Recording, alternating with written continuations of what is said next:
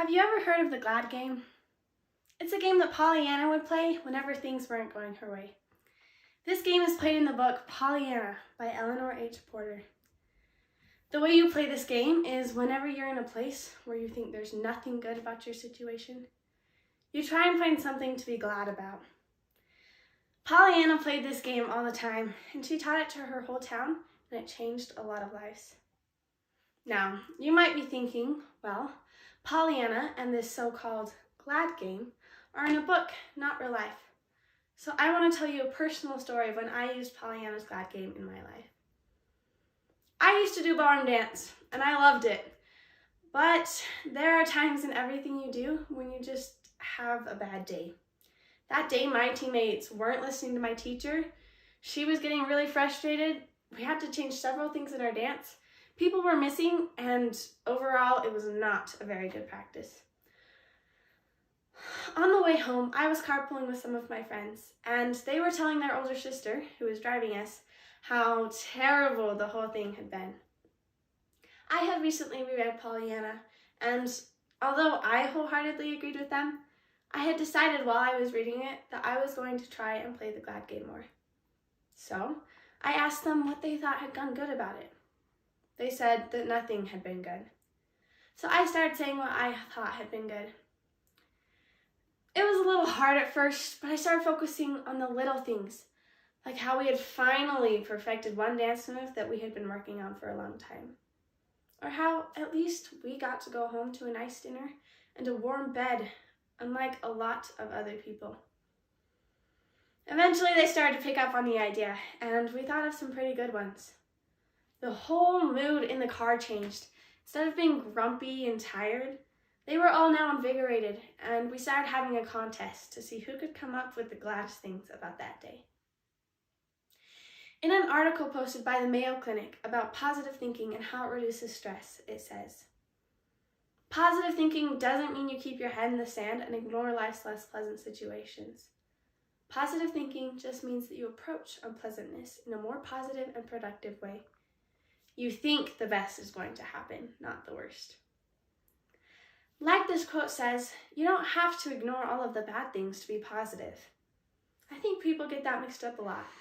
You just need to know how to look at and deal with those hard things. Instead of looking around you or looking at a situation and finding all of the unpleasant, incorrect, or awkward things, you can try and find all of the happy and good things. Now, if you're one of those people who don't think being positive is very important in life and don't really care very much about it, here's another reason why positive thinking is a good idea.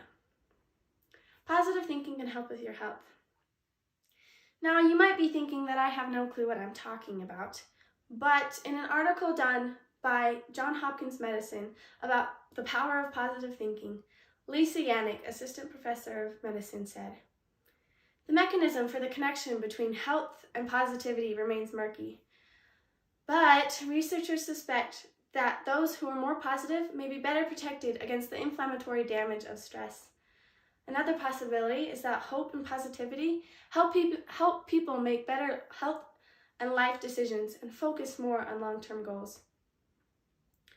Studies also find that negative emotions can weaken immune response. What is clear, however, is that there is definitely a strong link between health and positivity. Researchers continue to explore the effects of positive thinking on health. Health benefits that positive thinking may provide include increased lifespan, lower rates of depression, greater resistance to the common cold, and better coping skills during hardships and times of stress. It's unclear why people who engage in positive thinking get these health benefits.